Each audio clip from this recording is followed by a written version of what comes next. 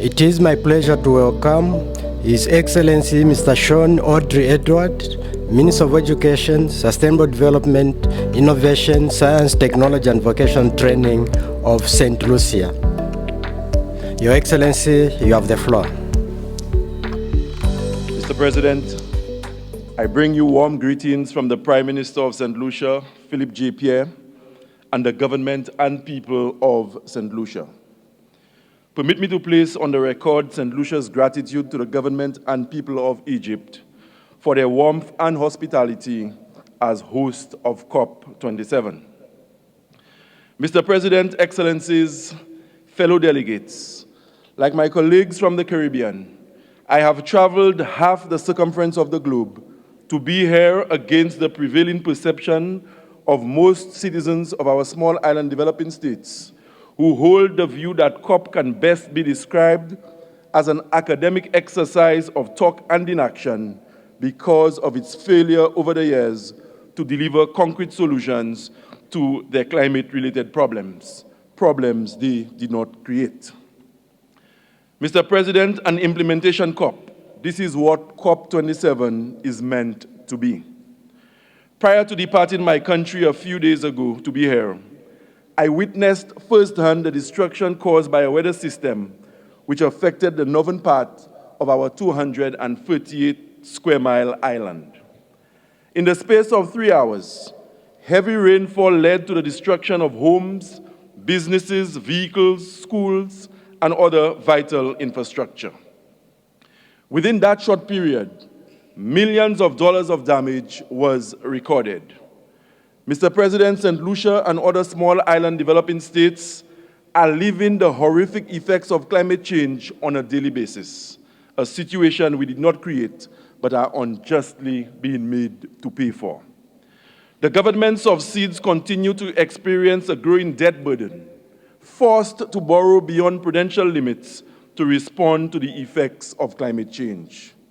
This cycle of debt exacerbates the already debilitating fiscal position of SEEDS and hinders our ability to not only treat with the issues of climate change, but also provide basic necessities to our people.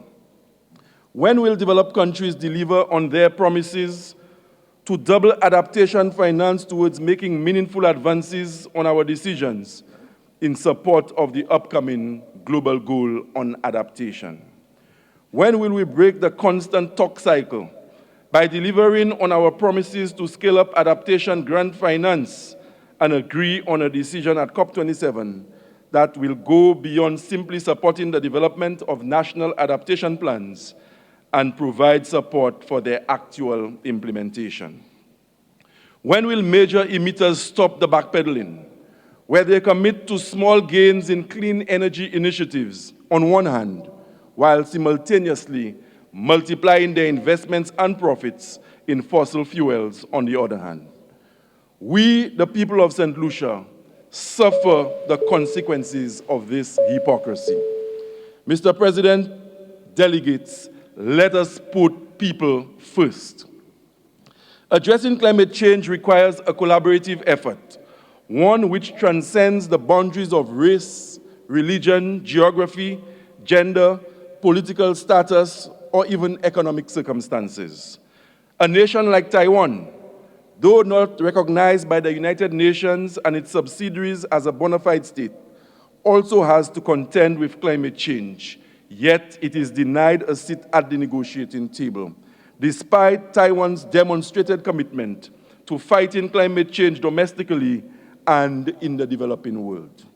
The government and people of St. Lucia are grateful to the government and people of Taiwan for their unwavering support of our adaptation and mitigation efforts. Today, Mr. President, St. Lucia and the rest of the Caribbean call on world leaders, fellow delegates, and stakeholders to truly make this COP27 the implementation COP it is touted to be. Developed countries and agencies that are, whether by deliberate, bureaucratic means or otherwise, impeding access to pledge billions of dollars to developing countries for climate adaptation, must demonstrate greater sensitivity and honor their obligations to seats. Thank you, Mr. President.